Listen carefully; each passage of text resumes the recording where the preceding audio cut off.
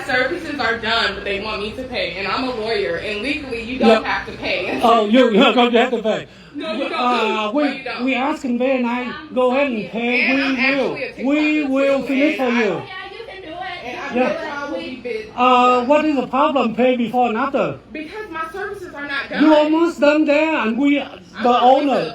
Oh, you cannot go out. You're not gonna No, you cannot go out. Bro, don't touch me, motherfucker. Because you didn't pay me. It don't matter. How can you I'll be go? waiting for the police out here. No. Don't touch me. So why should go free like this? No, she's not go free. No. I'm going to be waiting for the police So outside. why you go free?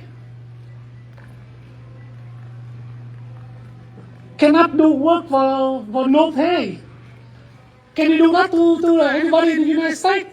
Get done without pay? Can you come early? She leaves in the morning. She's after him is black and she has. And you cannot let you go like this. Man, Yeah, but So- you cannot touch her, so she's gonna leave. now she live without pay. Can you come earlier? Oh, she's leaving now. She living now.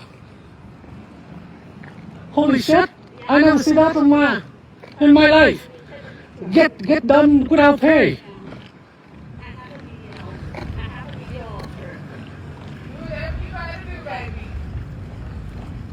Alright, so before we continue with the rest of the video, let's quickly talk about what's happening here. So in this situation, a black lady, this customer, was arguing that her service was not completely finished, and because of that she did not believe she has to pay yet. But on the other side, the business owners who are the ASIANS insisted that enough work had already been done and that she still needed to pay before leaving. And the disagreement quickly escalated. The police were mentioned, the tempers flared, and the customer eventually left while the workers accused her of leaving without paying. Now, as we continue with the video, the discussion, starts to move beyond this single incident. I mean, other people are questioning whether the boycott is affecting all Asian-owned businesses equally. Others are sharing their thoughts, okay, their views, like what rules, strategies, what community support would be needed to make sure such boycott is effective, okay, is becoming permanent.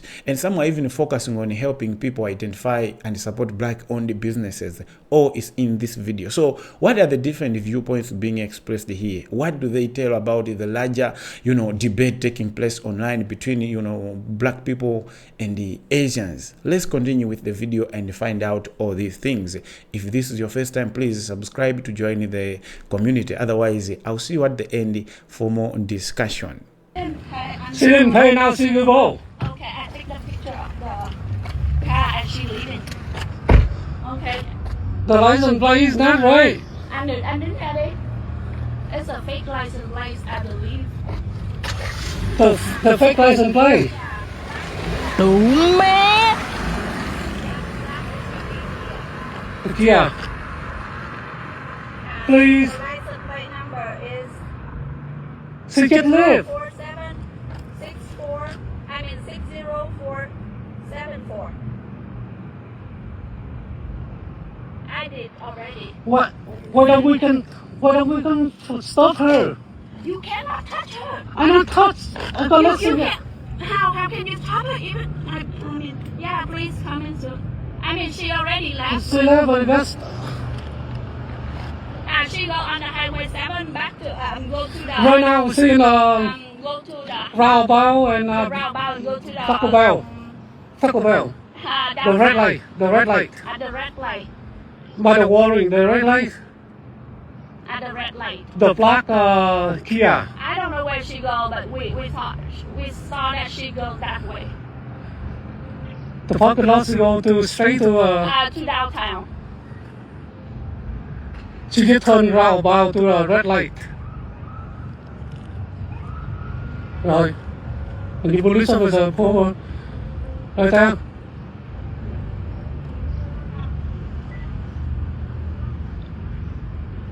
Đây rồi. Hả? Dạ. Đâu thấy không? Đó, police không qua quấy đó.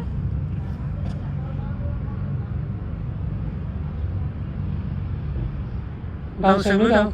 Nó đang quay ở ngay Ôi trời ơi. tư đó, four-way stop đó. What up, gang? So apparently the word around town is, or at least the word online, is that Asian businesses are feeling the sting of the black boycott. There's been a lot of Asians that came out, Asian content creators that came out and made their videos expressing their 2 cents, saying that they don't know why black people are lumping all Asians in together in regards to one man, Rick Chow, unaliving a 14-year-old kid in South Carolina. They're expressing the sentiment that all Asians aren't a monolith.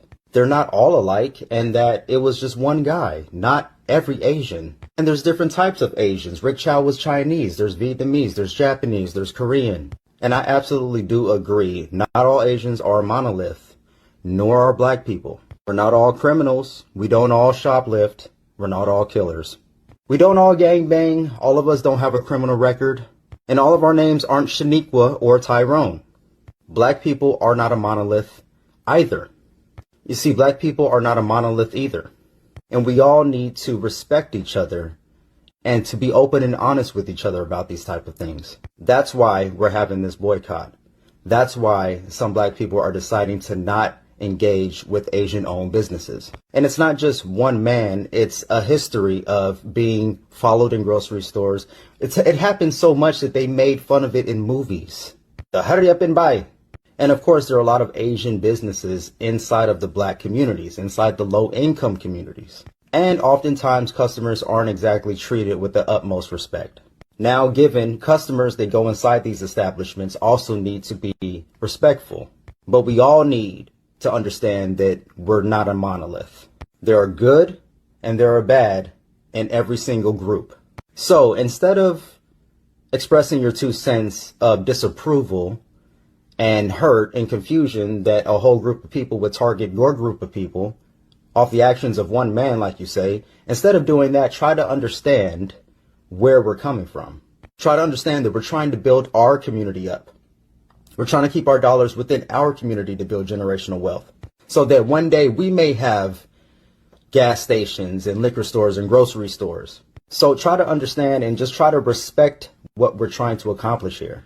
And if you really are not racist, then talk to your racist friends and family members. Don't be not racist, be anti-racist when no one is looking. That will go a long way to help the divide between our two communities. Because there is no hate that black people have for Asians. That doesn't exist. And I'm sure there's a lot of Asians that do not hate black people at all. I know this. So don't let the ones that do ruin it for the ones that don't.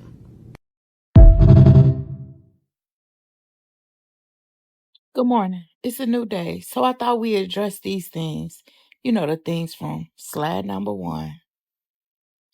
If the boycott of the Asian community is going to work, these things are imperative to be addressed. Customer service, checks and balances, price gouging, deposits, appointments, as well as the locations. The reason why the Asian community have been successful at coming into our community and putting up their businesses and maintaining businesses, because they have the products we need at a low price, and they don't make us pay these deposits. We don't have to have these appointments, and they're ready to service us on demand. In trying to get my hair braided, I went through so many challenges and difficulties. You can't charge double for the supplies we need versus what they would charge us. Get you a profit, but you can't charge double. I'm just putting it out there. You also cannot say, okay, book me, I'm ready to service you, and then put a $25 deposit on me in order for me to get my appointment with you. And then when I show up for my appointment, somebody else in the chair. That just don't align, because I could book with Julie down at the nail shop and she gonna be ready to service me. She just is. Or she gonna be, if she not, she gonna be wrapping up with the lady who is in a chair, not in the middle of the lady in the chair. You see what I mean? I'm just saying, like let's clean this up. If we gonna be successful with this, we gotta go ahead and clean this up. That's all I'm saying. Just a little bit of hints and hints and advice for us to win at this. That's all, sisters. That's all I want to do is give us some advice so we can win at this. Okay, okay. I love y'all. Okay, keep up the good work. We doing real good. I love when the black community says, let's boycott Asian businesses. Please do. And did. We are back with another Black-owned beauty supply store located in Knightdale, North Carolina, Sensational Beauty Supply. They have a huge variety of hair care products as well as hair and accessories. I did have a chance to meet the owner because that is what my page is all about. I'm doing the investigations for everyone. I'm letting you know who is really a Black owner and also supplying you with valuable information about their stores. So they also have a braiding salon in the back, and you'll have a chance to meet the owner's daughter, Kimberly, and she'll give you a little bit of background about their store. The prices are also dependent on the hair length and type as well. Hi, my name is Kimberly. I'm the manager of Sensational Beauty Supply Store. We were located next to Dollar Tree in Knightdale. There is a Zaxby's, a Planet Fitness, but now we're here at 102 South First Avenue. We're near the train tracks and Knightdale Station. So this is our wonderful beauty supply store. We also do braids in the back, any style, boho, Senegalese twists, micros, miracle knots, anything you can name of. We do it.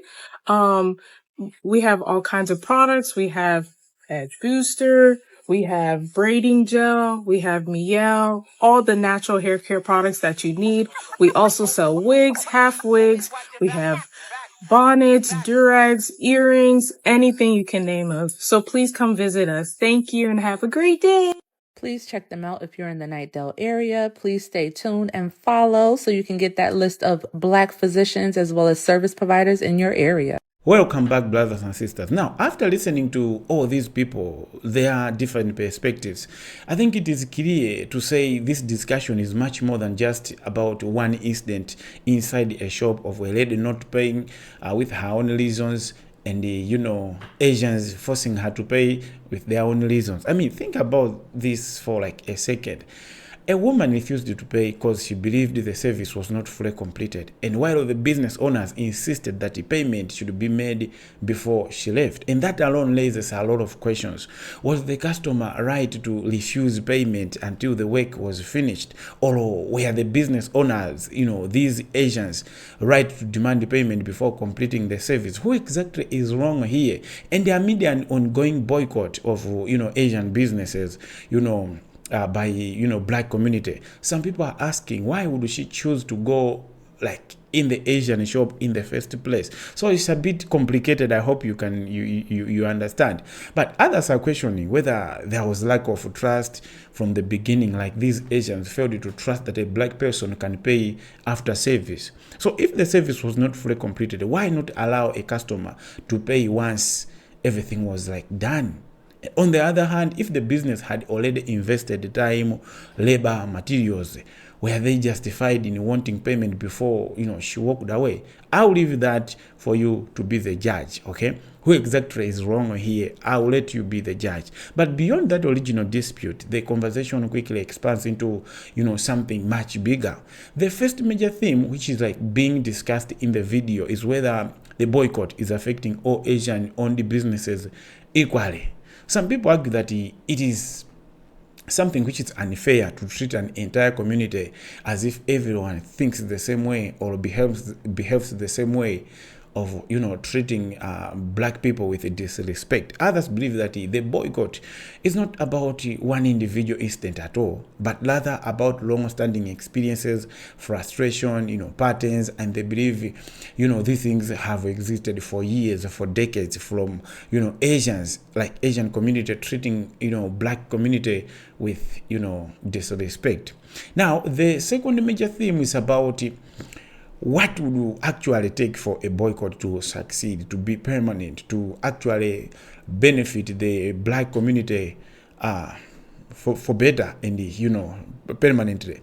Several people are not just talking about avoiding certain businesses, like, you know, having the boycott mindset, okay? They're talking about building something in return, okay? I mean, if people are serious, you know, about changing where they spend their money, what systems need to be placed, what systems must be there, what strategies, what business practices need to improve, what services need to become more accessible, and how can communities, you know, create sustainable alternatives that people will actually use. So yeah, there is that thing that people need to look at, like, if we are to proceed with this, we need to have some ground rules. That's according to one of the speakers. Now, the third major theme revolves around economic empowerment. Yeah, we really need to discuss about this. Now, throughout the discussion, there is a strong emphasis on supporting Black-owned businesses and keeping money circulating within Black communities.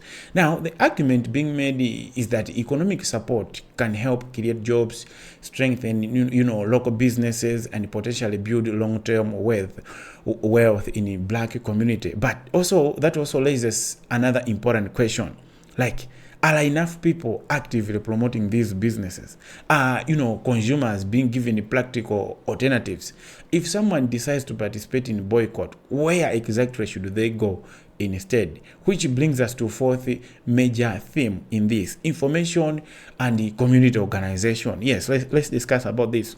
Information and the, you know, a community to be organized. Some people are no longer just talking about the, you know, problems, okay? They're actively creating lists, sharing locations of their businesses, promoting Black-owned stores, and helping others find the products and services they need, okay? Like, yeah, we're not going to ASIANS, but now we still need services. Where do we go now? That's why some people are actively engaging themselves in looking for which Black-owned shops have what services, and they have what, you know, what products, and they are found where, and they are publishing it online for, you know, Black people to easily access, so that they don't have to have an excuse like, oh, I wanted my nails done, but I couldn't find any, you know, Black-owned store shop for nails. So I hope you get the meaning. Now, in other ways, some people believe that if a movement is going to be successful, okay, to succeed, people need solutions, not just slogans. Oh, we are boycotting. Oh, we are boycotting. But people still need those services. So people need some sort of solution. If not A, then where is B? Because there's no way you can deny people not to go to A without, you know, having B, like option B. So when you step back and look at this entire discussion, it becomes, you know, clear that this debate is touching on trust, economics, you know, solidarity, community relationships, accountability, and consumer choice. At the end of the day, a consumer is a consumer, will still look for services, will still look for those products. Now, what do you think?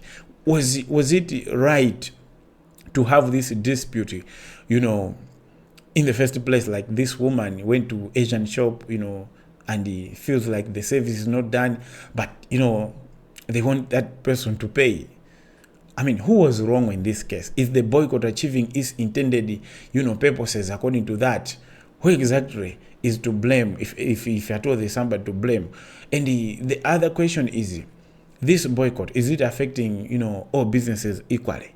And is it benefiting Black people instead? Something which was supposed to be, but is it what is happening, and what should be done in order for Black people to have that kind of boost? Because it's now, you know, now Black people are going to them. And what role should communities play, like Black community play, to support their own businesses moving forward? Let me know your thoughts in the comment section below, and I would like you to be the judge between, you know, the case in the store where the woman didn't want to pay, you know, and all those things that people are saying. I would like to hear from you. If this is your first time, please subscribe, and I'll be glad to see your comments about this issue. Please be the judge. Who exactly was wrong in the incident of, you know, that lady in the shop not wanting to pay? Who was wrong?